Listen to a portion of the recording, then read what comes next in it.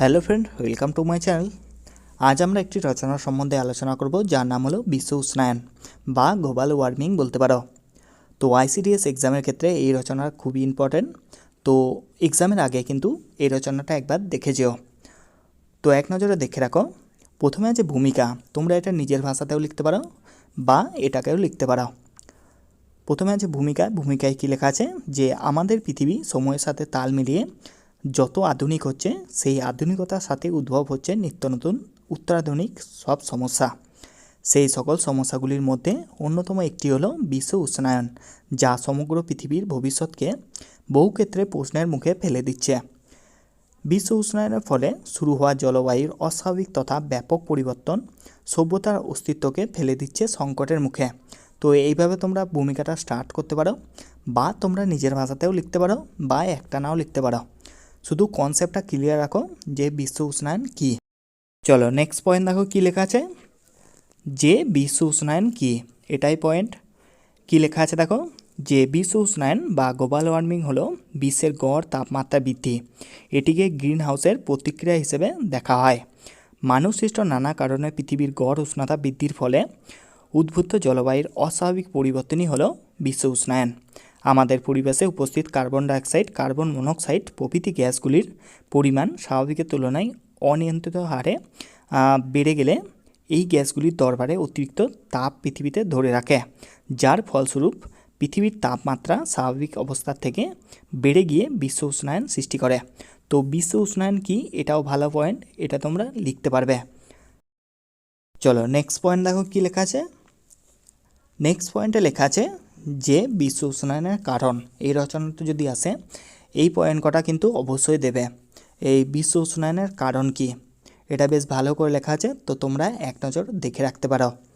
কী লেখা আছে দেখো, যে বিশ্ব উষ্ণায়নের প্রধান কারণ হলো পরিবেশে গ্রিনহাউস গ্যাসগুলির পরিমাণ স্বাভাবিকের তুলনায় অতিরিক্ত মাত্রায় বৃদ্ধি। এই গ্রিনহাউস গ্যাসগুলির মধ্যে প্রধান হলো carbon dioxide, methane, nitrous oxide, chlorofluorocarbon ও ওজোন।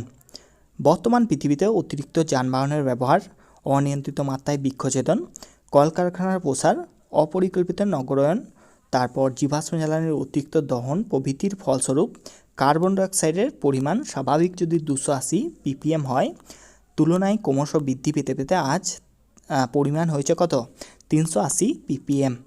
এছাড়াও বর্জ্য পদার্থ ও মৃত প্রাণীর পচা দেহ থেকে নিঃসৃত মিথেন, কৃষি জমি থেকে কী হয়, কৃষি জমি থেকে রাসায়নিক সারের যথেচ্ছ ব্যবহারের ফলে নিঃসৃত নাইট্রাস অক্সাইড, এরপর এবং রেফ্রিজারেটর আর এয়ার কন্ডিশন থেকে নির্গত ক্লোরোফ্লোরোকার্বন বিশ্ব উষ্ণায়নের প্রভাব বিস্তার করে।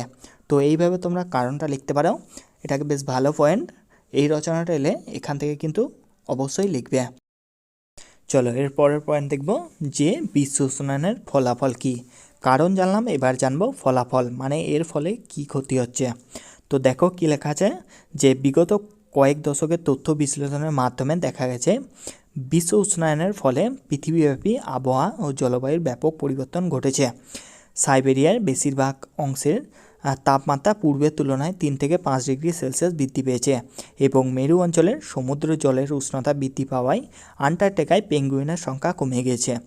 মেরু অঞ্চলের যে হিমবাহ চূড়াগুলি হাজার হাজার বছর ধরে অক্ষত অবস্থায় ছিল, আজ সেই বরফের চাইগুলি দ্রুত হারে গলে যাচ্ছে, যার ফলে সমুদ্র জলতলের উচ্চতা বৃদ্ধি পাচ্ছে।